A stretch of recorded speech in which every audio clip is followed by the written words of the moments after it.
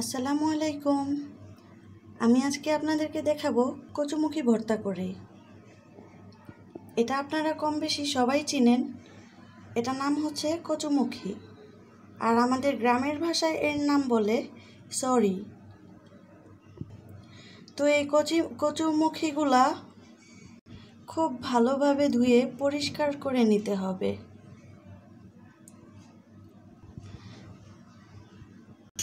কারণ বাজার থেকে কিনে আনার পর এগুলা খুবই অপরিষ্কার থাকে, এগুলার গায়ে খুবই কাদামাটি লেগে থাকে।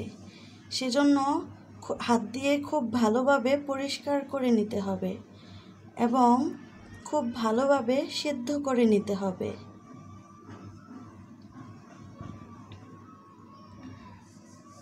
তাহলে চলুন চলে যাই কিভাবে এই কচুমুখী ভর্তাটা করব সেটা দেখতে।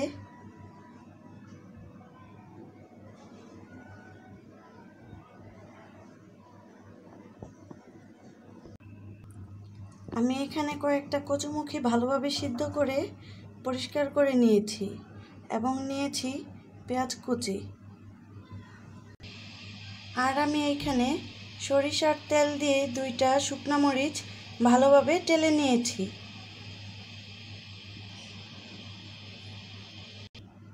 এখন আমি এখানে লবণ দিয়ে দিব, পরিমাণ মতো এখন দিলাম, যদি লাগে পরে আবার দিব। ভালোভাবে এগুলা পেঁয়াজ আর লবণ মেখে নিতে হবে।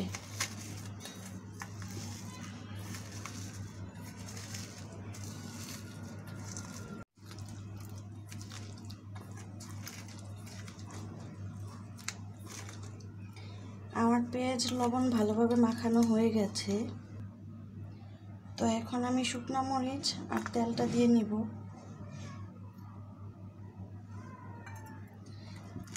মরিচটা ভালোভাবে ভেঙে নিতে হবে।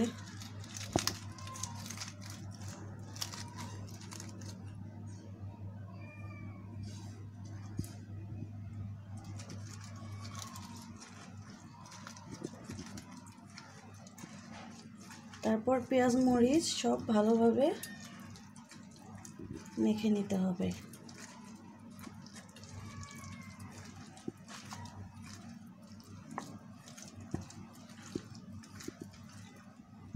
মাখানো হয়ে গেলে এই কচুমুখীগুলো এরকম ভেঙে নিতে হবে। আর এগুলা কিন্তু খুবই পিছলে খুবই আঠালো। আপনারা দেখতেই পাচ্ছেন যে এটা কতটা সিদ্ধ হয়েছে, ভালোভাবে একদমই গলে যাচ্ছে। এক এক করে আমি সব ভেঙে নিলাম এবং ভালোভাবে মেখে নিচ্ছি।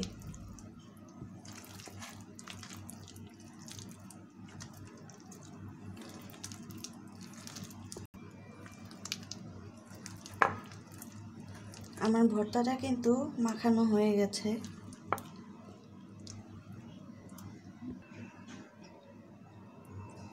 আমার ভর্তাটা আমি অন্য আরেকটা বাটিতে নিয়ে নিয়েছি। তো এরকম কচুমুখী ভর্তা কিন্তু গরম ভাতের সাথে খেতে খুবই সুস্বাদু। আমার চ্যানেলে আরও নতুন নতুন রেসিপি পেতে চ্যানেলটি সাবস্ক্রাইব করুন এবং পাশে থাকা বেল আইকনটি ক্লিক করুন। তো সবাই ভালো থাকবেন, সুস্থ থাকবেন। আল্লাহ হাফেজ।